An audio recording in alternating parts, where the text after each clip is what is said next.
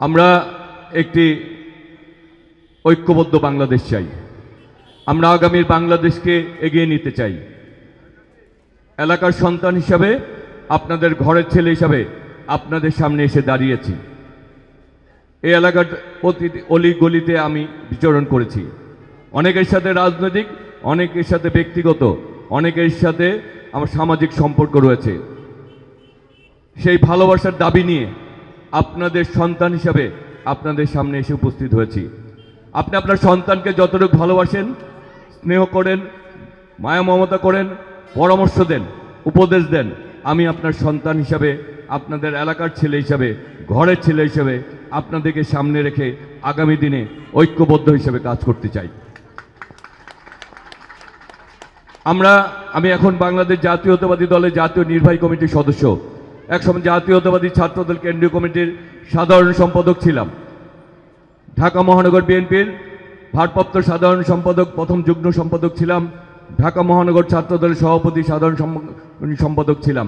বৃহত্তর সবুজবাগ থানা, সবুজবাগ, খিলগা, মুগদা, রামপুরে যে থানা ছিল, এই থানা ছাত্রদলের সভাপতি, সাংগঠনিক সম্পাদক ছিলাম। রাজনীতি করতে যে শতাধিক মামলার আমার নামে মিথ্যা মামলা হয়েছে, 7 বার কারাগে গিয়েছি, 8 বছর সাজা হয়েছে, ডিবিতে 86 দিন ছিলাম, 2 বার মৃত্যুর হাত থেকে বেঁচে এসেছি। তারপরও বলতে চাই, আমরা আগামী দিনে এই এলাকায় কোনো প্রতিহিংসার রাজনীতি করব না।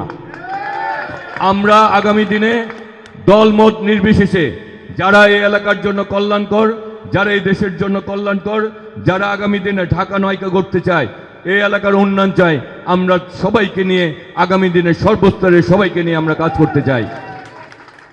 আপনারা আমাদের মুরব্বী, আপনারা সামনে থাকবেন, আপনাদের পরামর্শ নিব। আমরা আপনাদের ব্যালটের মাধ্যমে নির্বাচিত হলে আপনাদের পরামর্শ নিয়ে অগ্রাধিকার সীমিত সম্পদের সর্বোচ্চ ব্যবহারের মাধ্যমে অগ্রাধিকার ভিত্তিতে আমরা কাজ করব।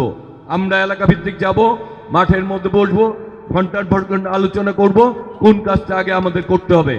আমরা আমাদের সকলে সম্মিলিত মতামতের ভিত্তিতে আমরা গুরুত্বপূর্ণ কাজগুলি করার জন্য আমরা সবার আগে আমাদের দলকে, আমাদের দেশকে বলবো। এবং সেই কথাটি বলার জন্য আমাদের তো কিছু আমার প্রতি এই কিছু কাজ করতে হবে। সেটি হচ্ছে আগামী 12ই ফেব্রুয়ারি যে নির্বাচন, সেই নির্বাচনে যদি সর্বোচ্চ ভোটার উপস্থিতি হয়, এবং তখন আমি আমার দলকে বলতে পারবো ঢাকা 9 70-80 ভোটার কেন্দ্রে উপস্থিত ছিল। আর আপনাদের সেই সন্তান হিসেবে আপনাদের ভালোবাসায় যদি উত্তীর্ণ হতে পারি, আমি 38 বছর যাবৎ রাজনীতি করি, আমি মাদার থেকে স্থায়ী বাসিন্দা। 38 বছর আমার এলাকায় যারা থাকেন, মাদার থেকে যারা থাকেন, সর্বস্তরে সবাইকে জিজ্ঞেস করবেন আমার দ্বারা কেউ ক্ষতিগ্রস্ত হয়েছে কিনা। আমি যদি কারো ক্ষতি করি, আপনাদের ভোট আমি চাই না। আমি যদি কারোর সাথে খারাপ ব্যবহার করে থাকি, আমি আপনাদের ভোট চাই না। কিন্তু জিজ্ঞেস করার পর যদি বলে সবাই, আমি আমার দলের নেতাকর্মীদের বলছি না, আপনি মাদার থেকে যারা স্থায়ীভাবে বসবাস করেন, অস্থায়ীভাবে বসবাস করেন, সবাইকে জিজ্ঞেস করবেন আমি একটি ওয়ার্ড থেকে ছাত্রদল কেন্দ্রীয় কমিটির সাধারণ সম্পাদক ছিলাম, এই নির্বাহী কমিটি মহানগর বিএনপি, আমার দ্বারা কেউ উপকার ছাড়া কেউ ক্ষতিগ্রস্ত হয়েছে কিনা। যদি না হয়ে থাকে তাহলে তা আমি আপনাদের ভোট দাবি করতে পারি, কারণ আমি আপনাদের ঘরের সন্তান, সেই কারণে আপনাদের ভোট দাবি করতে পারি। সুতরাং বলছি, আগামী দিনে আমরা সবাইকে নিয়ে কাজ করতে চাই।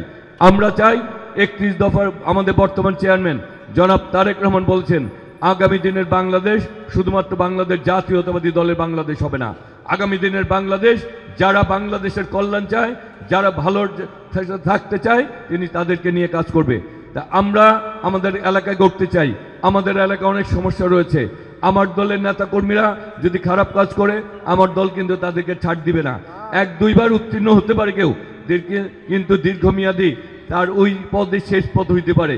দীর্ঘমেয়াদী সে খারাপ কাজ করলে আমার দল আজকে সারা বাংলাদেশে আমি যে কাজ করছি, কি বলছি, কি করছি, এখানে কিন্তু অনেক প্রশাসনের লোকজন আছে, আপনারা চিনেন না, জানেন না।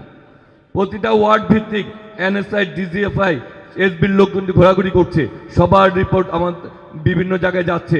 আমি কিছু বললেও সার্টিফিকেট হবে না, আমার দল নিজস্বভাবে সবার সার্টিফিকেট নিচ্ছে। তার সাথে যদি আমার সার্টিফিকেট মিলে যায়, দল তাকে মূল্যায়ন করবে। আর যারা এলাকার ভালো যাবে, দল তাদের পাশেই থাকবে।